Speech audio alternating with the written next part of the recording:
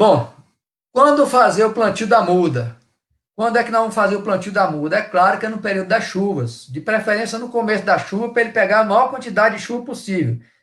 E se no começo da chuva minha muda estiver boa, e se no começo, se minha muda estiver boa e não tiver chuva, né? Como é que eu faço? Ou deixa no viveiro, né? Ou a gente tem que plantar e molhar, ou então esperar um pouco. Aí é que eu falo, a sacola maior tem essa vantagem, né?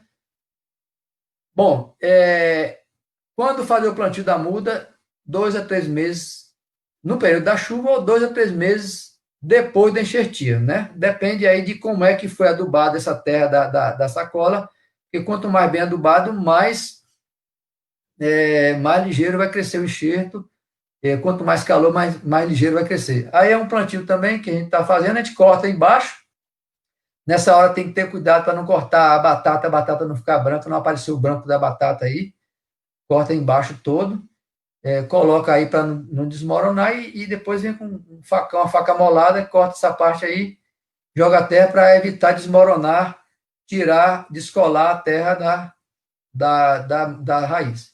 Depois, amigos, você fazer a bacia, colocar a cobertura morta e molhar.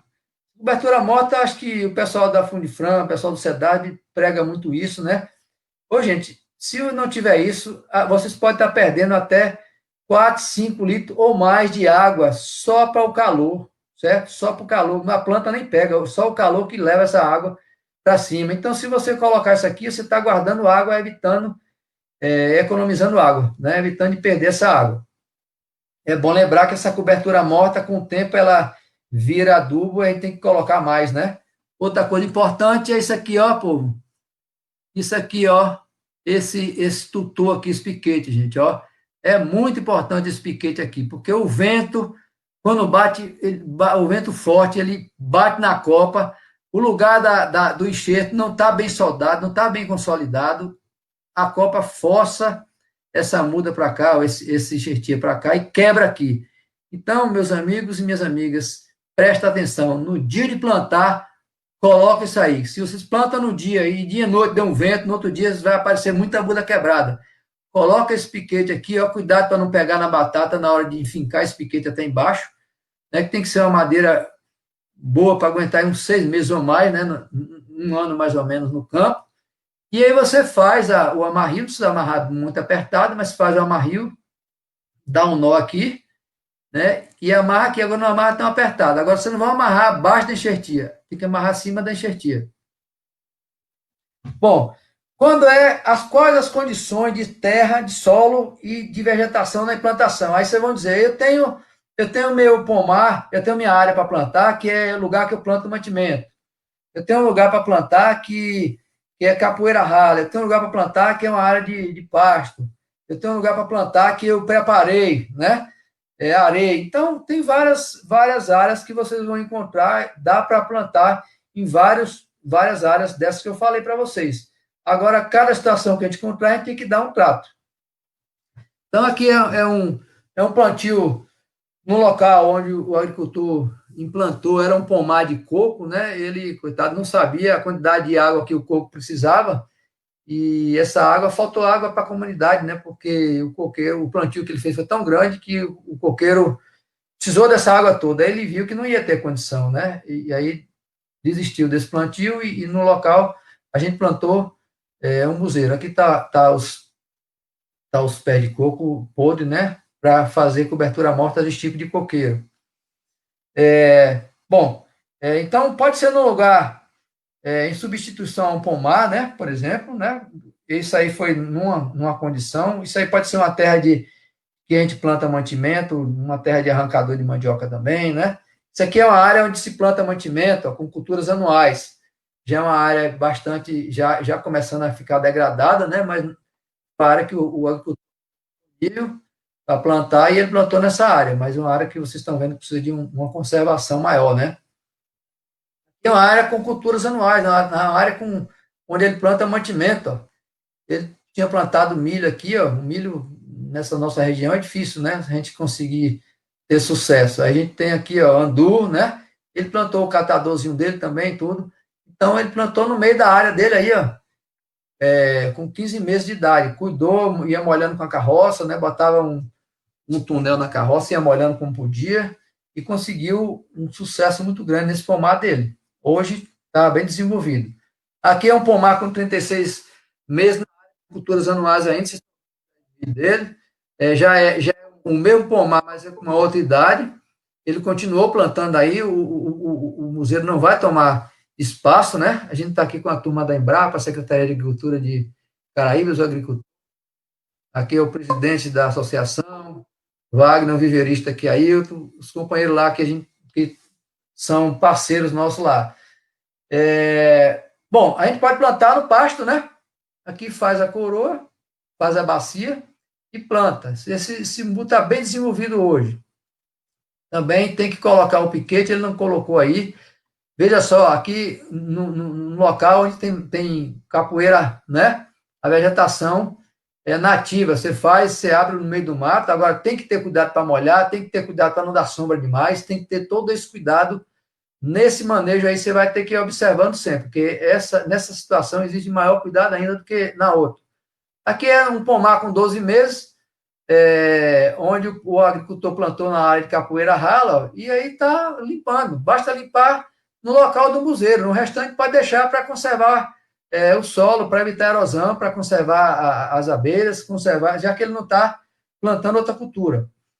Aí também, numa área degradada, numa área que já estava dando erosão, ele resolveu plantar, mas aqui, meus amigos e amigas, o que é que tem aqui a mais ainda do que nos outros locais? Todos têm que ter adubo, mas isso aqui mais ainda, mais adubo ainda, porque é uma área lavada, a terra boa toda saiu lá para baixo, ó, né, lavada pela erosão, então tem que ter mais adubo e essa bacia teria que ser mais ainda, teria que ser maior ainda. É porque a gente às vezes encontra essa situação no campo. Mas ele colocou aqui o piquete, vocês viram aqui, uma cobertura morta que quase não tinha, o que tinha ele colocou, para evitar a perda de água, né? Aí também, um plantio em área degradada, veja aí o piquete. Eu quero lembrar para vocês que um buzeiro, ele sente fome. Né? Quando falta adubo na terra, ele para você ir lá na folha. Então, aqui, por exemplo, aqui é uma planta com todo o adubo, aqui é uma planta quando falta um tipo de adubo, que tem muito no esterco, chamado nitrogênio, né? Eu não vou entrar em detalhe. Aqui completo, aqui é completo, aqui quando falta um adubo chamado fósforo. Esse fósforo tem no esterco, mas tem mais na cinza de osso, né? Aqui é potássio. Potássio tem muito na cinza de osso, né? Aqui é quando falta cálcio, tem no calcário. O cálcio tem na cinza de madeira também, né? Aqui é quando falta enxofre, o enxofre tem muito no esterco. Então, aqui é quando falta cloro, outro elemento também aqui, ó, seca o olho. Eu não vou entrar muito em detalhe disso aqui não, mas os técnicos vão poder mostrar para vocês quando falta determinado tipo de adubo na terra. Então, o umbu precisa de ter terra adubada. Aqui foi um aluno nosso que teve esse problema lá, ele jogou calcário onde a terra não precisava, a terra da sacola. Eu pedi análise de solo, ele me mostrou, e ele falou que a irmã dele tinha jogado mais calcário ainda. Então, tirou a acidez totalmente e deu problema aqui, ó, de falta de uns desses elementos que eu já falei para vocês no slide anterior. Aí eu pedi que ele jogasse aqui uns adubos nutrientes, e ele jogou e resolveu o problema. Aqui ainda é a mesma muda, com a deficiência corrigida. Bom, vamos plantar, já plantamos, né? Vamos cuidar. O que é que a gente tem que fazer? O tutoramento, como já falamos, a bacia, né? A irrigação. Pessoal, a irrigação do buzeiro é importante demais, certo? Irrigação durante os 2 primeiros anos, o tutoramento da muda, a adubação e a bacia. O mato entre uma planta e outra, né? Entre uma linha e outra, se vocês não estão plantando, não tem nada, é importante demais que o mato fique lá, só fique protegendo mesmo, só fique sem mato a região da copa do buzeiro, né? Se vocês não estão plantando outra coisa na área, porque é importante para o equilíbrio ecológico, para manter animais ali que são importantes, né? Que vai controlar a praga. Se você não tem área de mato entre as plantas do buzeiro, mas tem plantio de mantimento, vai manter o solo coberto, você vai proteger mais o solo. Bom, aí o que é que a gente faz? Nesses umbuzeiros já mais, depois de um ano, poda, né? A desbrota, aqueles galhos que dão que cresce para baixo, embicado bem para baixo, a gente tem que podar. Como é que diz? Aqueles ramos chupão que vão bem para cima, a erva de passarinho, os galhos secos, doentes, tem que ser podado. Essa adubação de crescimento precisa de ter também. E vocês plantaram um buzeiro, vai ter que eternamente adubar esse umbuzeiro, diferentemente desses umbu que a gente encontra nativo aí. Mas vocês têm bastante esterco. Esterco é uma fonte de adubo muito boa. O que faltar, os técnicos podem orientar vocês. Bom, depois de plantado, é importante fazer isso aqui, ó. Captação de água in situ, né? Colocando essa bacia de captação, são bacias que a gente faz para segurar a água, né? E a gente tem aqui um método que a gente encontrou para fazer essa bacia muito fácil. Como é que vocês vão fazer? Vocês vão medir vão medir a copa aqui, ó. Não medir não, vão acompanhar esse galho aqui, ó. Né? Na hora que chegou nesse galho aqui, que é o galho maior da copa, tem os galhos menores aqui, mas na hora que chegou no galho maior, o que vocês vão fazer? Vocês vão fazer um risco aqui, certo? E medir mais um palmo para cá. E aí, o que, é que vocês vão fazer? Vocês vão estar com a linha aqui, fez o risco aqui, e essa mesma linha vai ser esticada até aqui, onde vai dar um nó nesse piquete de ponta, onde você vai rodar esse piquete aqui, ó, vai rodar essa planta toda, certo? Gente, é porque meu mouse não está muito bom. Vai rodar essa planta toda aqui, ó, acompanhando esse lado maior da copa. Aí eu vou mostrar para vocês aqui. Olha ele riscando, ó, certo? Marcando o local para fazer marcando o local para fazer a bacia, né? Aí já ele cavando, o detalhe importante também, gente, depois de riscado, você não vai ficar do lado de cá, não, você vai ficar do lado de cá, do lado de dentro da bacia. Por quê? Porque quando vocês cavarem, vocês vão deixar essa valetinha aqui ainda. Se vocês ficarem do lado de dentro, vocês vão deixar essa valeta, e a parte cavada vão criar outro montinho aqui em cima para segurar a água dentro da planta, como eu vou mostrar aqui na frente. Veja só como ele está cavando, vai ficar uma valeta aqui, para pegar a água de fora quando a chuva vier, e essa parte que ele tirou, essa terra que ele tirou, jogou para aqui, vai segurar a água aqui, onde bater, ó, quando a chuva bater também, e vai segurar o adubo e a água que vocês jogarem também. Veja como é que ela ficou, aí ele teve água para molhar e bater, como a gente bate o canteiro com as costas da enxada, né, onde a gente bate aqui para poder cimentar isso aqui. Quando a gente bate com a terra meia úmida e cimenta, quando chover, isso aqui não desmorona, não sai. Ele bate por dentro e bate por fora. Nem todo mundo, eu sei, vai ter condição de fazer. Se você não tem água, vocês podem fazer isso aqui na primeira chuva do Zumbu também. Choveu num dia, vai num dia ou dois depois e tenta fazer isso com a terra úmida. Aqui ele batendo por dentro e já colocando esterco. Não precisa colocar o esterco na madeira da planta. Deixa um espaçozinho. Por quê? Por que essa bacia nesse tamanho aí do galho? Porque do galho maior, porque as raízes, pessoal, a raiz acompanha a copa. Por isso que a gente faz essa bacia dessa maneira e por isso que a gente coloca o esterco nessa região também. Aí já é o esterco também, colocando. Quando é que a gente deve colocar o esterco? No período das águas, de preferência no começo das águas. No fim das águas não vai adiantar, porque a água não vai chover para descer esse esterco, esse adubo para a raiz. Aí ele colocou o esterco, aqui ele colocou já a cobertura morta para proteger o esterco, para evitar a perda de água, e depois ele vem e molha, né? Se não tem água para molhar, está o umbuzeiro preparado para receber a chuva, tanto do lado de dentro da bacia quanto do lado de fora, para acumular água. E outro detalhe importante, gente, que essa bacia ela caminha. No ano que vem ela pode ser maior, de acordo com o tamanho da copa. Aí é uma bacia só na meia-lua, certo? Só na lua, para vocês aproveitarem a água que vem do terreno inclinado. No terreno inclinado, a gente só faz essa bacia na meia-lua. Aí, importante aqui, eu botei essa seta, duas setas, para vocês saberem que depois do plantio, meus amigos, minhas amigas, tem que ter água. Se alguém quiser plantar umbu sem se comprometer a molhar pelo menos 2 primeiros anos, não plante não. Não plante não, tá certo? Porque o umbu, ele aguenta a seca, mas nos 2 primeiros anos é como uma criança, precisa de água.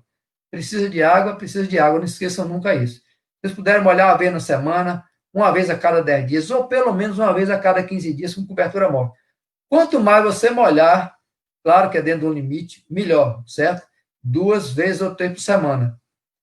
Bom, aqui tá também uma planta com 2 anos podada, repara com uma poda feita para os ramos ficarem para cima, né?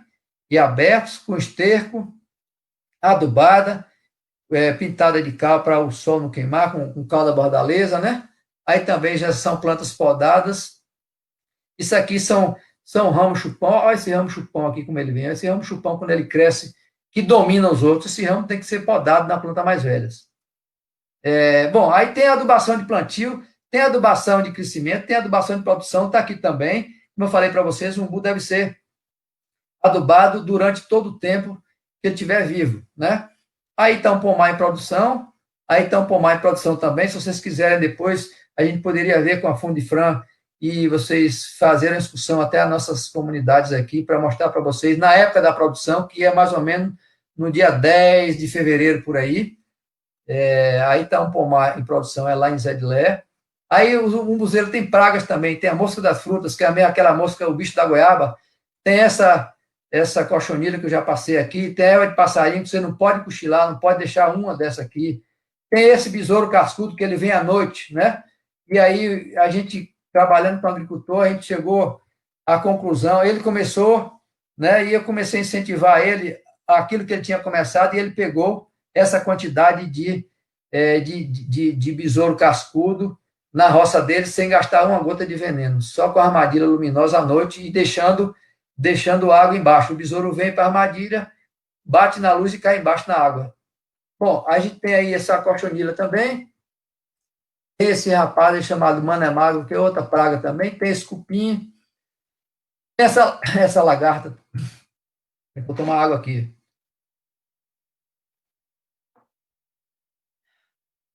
Lubrificar a garganta. Cuidado com essa lagarta de fogo, né? Porque ela pode queimar. Aí tem esse bicho cesto também, essa vaquinha é outra praga, esse outro besouro da inflorescência também da flor. Tem essa arapuá que ela poliniza por um lado, mas pode ser praga de outro, aí tem que buscar alternativa para evitar a destruição desses ninhos, né? Para tentar um controle mais sustentável, né? Dessas abelhas. E tem esse besouro aqui, ó, esse caruncho aqui, parecendo um caruncho, olha ele aqui, ele broca aquele umbuzeiro que fica muito tempo no chiqueiro. Olha o buraco que ele faz. Então, vocês têm que ter esse cuidado na hora de pegar a semente muito velha. Por isso que eu falei que é bom pegar no período da produção, que os bodes tiverem remoído o fruto, né, no chiqueiro. Bom, aí tem a broca do ramo, essa foto não está muito boa, mas é uma praga que nós constatamos aqui na região de Anagé também.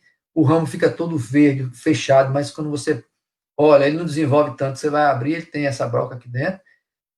Esse aqui é o motivo pelo qual eu falei para vocês que a gente usa mais aquela terra de baixo, a terra de barranco, porque o nematóide, pessoal, ele cria essas bolas, ó, essas bolotas, que no umbuzeiro tem isso aqui, certo? Mas isso aqui é nematóide, essas bolotas aqui maiores, né? Nós conseguimos constatar isso aí, e o que acontece? A raiz é impedida de absorver água. Então, imagina o umbuzeiro, tudo que ele quer na época das águas é água.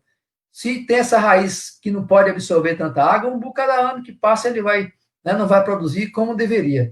Por isso que a gente tem que ter esse cuidado com esse inimigo oculto aqui. Isso a gente não vê no galho da planta, no ramo, na copa, a gente só vê quando quebra, quando você quebra a muda, né? Ou você está, às vezes, capinando, porque a gente não anda futucando raiz, né? Por isso que a gente tem que ter esse cuidado na hora de ver a terra da sacola, o substrato. Isso aqui é a foto do que esse bichinho causa, né? Isso aqui, ele causou esse engrossamento da raiz, mas quem causou foi esses vermezinhos aqui, ó. Isso aqui é uma foto tirada no microscópio, a gente não vê no olho, não. Bom, doença, tem essa verrugose, né? Que isso aqui nas regiões mais frias e altas, ó, tem essa aqui, A gente tem aqui a lazodiploide. Eu não estou lhe ouvindo. Tem essa resinose aqui. Eu não estou ouvindo, não, mas eu vou seguir um pouco. Tem essa sulfasporiose. Eu tenho quantos? Bom, a gente tem essa Vamos queimação lá dos frutos procurando. que são. Se você puder adiantar aí, viu? Que o nosso Pode tempo entrar. está finalizando para a gente entrar para o debate, mas pode concluir. Pronto, vou adiantar. Isso aqui são frutos que são virados por só uma cal pode resolver, né? Fruto virado para o sol da tarde. A gente tem aqui rachadura no fruto. A gente tem aqui aquilo que eu falei para vocês, incompatibilidade, quando às vezes é plantado a semente de umbu, que da copa um dá mais grosso do que o outro. A colheita começa com 9 a 10 anos, quando geralmente é semente, 4 a 5 anos, quando geralmente é feito por enxertia, mas varia, depende do trato. Né? O período de colheita varia com 60 dias, a safra aí varia, depende do local. Quanto a gente consegue colher por planta? Em torno de 130 quilos por planta. Quando é que essa planta vai crescendo no campo? Ela cresce e para de aumentar a produção até com 20 anos, né? Depende do espaçamento, mas com 20 anos ela dá uma estabilizada na produção. Então, até 20 anos, a depender do espaçamento, ela está sempre produzindo mais. Eu vou deixar esses dados aqui para a turma. Aí são algumas características do fruto, né? Porque o umbu é uma planta que alimenta, é um fruto que alimenta. É importante que vocês conservem o umbuzeiro na caatinga, porque conserva a fauna também, conserva os animais, né? A gente tem aqui a capivara, o catitu, a gente tem o veado catingueiro e outros animais da fauna. Os mercados, né? O mercado do umbuzeiro, a gente tem aí a Bahia com 90% desse mercado do umbuzeiro. A gente tem aqui Brumado com 3 plantas por hectare, Manuel Vitorino com 30, Juazeiro com 3, Uauá com 3 plantas por hectare. Veja só quantas poucas plantas por hectare a gente tem. A gente tem alternativa de mercado, daquele umbuzinho nativo, né? Ou até do umbu gigante também, aqueles que são menores, para merenda escolar, fazendo a polpa, né, para supermercados, né, vendendo a polpa, vendendo os produtos. A gente tem aí o doce de umbu, né, a geleia, o doce cremoso, a polpa para merenda escolar. Isso pode ser feito a nível de campo. A gente tem agora o mercado da fruta fresca, porque a gente pode embalar e mandar para fora, mandar para São Paulo. Essa é a nossa ideia, né? Essa é a nossa sugestão, mandar a fruta para fora, porque assim como a gente faz em manga, a gente faz o cumbu também. A gente pode vender em contentores. A gente tem aí a região de Manuel Vitorino, que sai mais de 30 caminhões por dia, né? E consegue incrementar um valor muito grande na economia local. Tem um mercado nas feiras. 70% do umbuzeiro é destinado às feiras livres, 30% para as indústrias. O preço do umbu cada vez mais aumenta. Né? Isso aí foi um preço já defasado de até R$ 20 a indústria paga o saco de umbu, na feira livre até R$ 50. Qual é o rendimento de umbu por hectare? Se a gente colher 130 quilos de plantas, de fruto por planta, e plantar 100 plantas por hectare, a gente vai ter 13 mil quilos por hectare. Se a gente vender a R$ 3 por hectare, a gente teria uma receita bruta de R$ 39 mil por hectare. Agora eu digo para vocês qual a cultura que daria mais com tão pouco trabalho do que um buzeiro. Mesmo que não tenha chuva, um buzeiro vai produzir alguma coisa. Ele pode produzir pouco, mas alguma coisa ele vai produzir. Então, dá uma segurança maior para a gente, o cultivo do buzeiro na região da Caatinga. Aí a nossa proposta é essa, fechar e vender um buzeiro de qualquer maneira, mas assim como a gente vende a manga, que ela varia aí de 20 centavos o quilo a 40, 50 quando ela é embalada ou mais, né? A gente pode fazer isso com o buzeiro também. A goiaba, olha a goiaba de uma maneira e a goiaba de caixa, né? Na caixa, a pinha também. Então, quando a gente coloca na caixa, a gente consegue agregar o valor, aumentar o valor. A gente tem uma condição muito grande de trabalhar com o bugigante nesse sentido. Qual a embalagem do bugigante? Ainda está discutindo. Cada agricultor manda de uma maneira. Isso aí vai acontecer uma padronização mais adiante. A gente não sabe quanto, mas certamente que essa padronização, essa caixa para o buzeiro, para a gente agregar maior valor, para a gente ter maior valor no preço do fruto, vai acontecer. Aí já é outra embalagem. Aqui já é outra embalagem, o agricultor mandou ano passado, vendeu em torno de R$ 4 a média por quilo, né? Mandou para Salvador. Aqui já é um amigo nosso que nós implantamos aí em Anagé, que ele embalou dessa maneira, mas isso aí é uma maneira mais simples que nós temos de embalar, né? Nós temos como agregar valor numa outra embalagem. Como é que nós vamos chegar? Nós vamos chegar aonde com o buzeiro? Quem sabe se não chega a essa situação aí? A gente tem que pensar alto, né? Pensar em termos comunitários para fazer uma unidade para vender umbu para fora encaixado. Bom, aí rapidamente umbu gigante na UESB. Nós temos trabalhado aí em torno de 10 municípios, já temos mais hoje, onde nós trabalhamos com capacitação. A gente não doa muda, a gente capacita o agricultor, ensina o agricultor a fazer muda e implanta no campo. Nós temos aí mais de 200 agricultores capacitados, cerca de 500 pessoas, né, em área de abrangência, mais de 80 hectares de área plantada hoje, e a previsão de implantar mais 40, e nós temos aí algumas regiões, como Anagé, né? A região de Anagé também, Poços, né? Olha para aqui, essa turma esse ano já plantou, isso aqui é um umbu de 1 ano e meio, não chega a 1 ano e meio, esse umbuzeiro dentro do feijão. Aqui em Bom Jesus da Serra, nós temos 2 comunidades aqui em Caetanos, outra comunidade, na época da enxertia, que a gente leva aluno da UESB também para ensinar a fazer enxertia. Aí já é em Caraíbas, né? Aqui em Jânio Quadros, a turma também joga duro lá, né? Esse ano já estão com umbu aí esse umbuzinho que vocês estão vendo aí. Meu mouse não está bom. Mas esse umbuzinho que vocês estão vendo aí é um umbu de 1 ano, não tem 1 ano e 2 meses por aí, porque eles plantaram fora de época, mas se a gente pegar essa foto aí no ano que vem, esse umbu vai desenvolver bastante. Cai a folha, mas o umbu está vivo, quando chega o calor, essa folha vem, aí já fazendo a bacia, preparando para a adubação das águas. Aí em Poções, na comunidade quilombola lá de Lagoa do João, onde a turma recebe o certificado depois do treinamento. Aí já é um buzeiro de 3 anos, dessa comunidade que recebeu o certificado. A gente tem aqui no assentamento de Mutum, um grupo novo aí, ó. Essas mudas eu não esperava que tivesse tão boa assim, porque elas estão novas e pegou frio, mas elas estão desenvolvendo bastante. E nós temos aí no nosso projeto uma visita motivacional, onde a gente leva o produtor, na época da produção de fruto, para os locais que estão produzindo, para a turma ver o umbu gigante mesmo, não ficar vendo só de fotografia. A gente promove dia de campo também, isso foi na comunidade lá de Gameleira, 400 pessoas no dia de campo.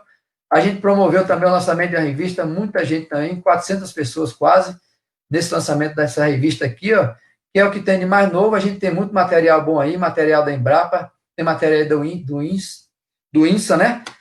Tem outros órgãos de pesquisa e instituições de ensino também, e tem essa revista que é o que tem de mais novo aí no lançamento aí com relação à nossa cultura, que nós estamos utilizando e recomendando vocês a fazerem uso dessa revista e dos materiais produzidos pela Embrapa, Semiad, Embrapa Mandioca e Fruticultura e de outros órgãos que já citei aí. Bom, alerta, o museiro está sendo ameaçado de extinção por conta de pastagem, que está dando lugar, né, tá tomando lugar da mata da caatinga.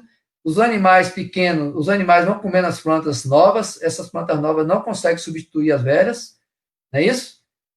E aí a gente tem que ter muito cuidado com o museiro e valorizar ela, porque a gente precisa repovoar essa caatinga com o museiro. Muito obrigado, gente, pela participação. E agora nós vamos às perguntas, né?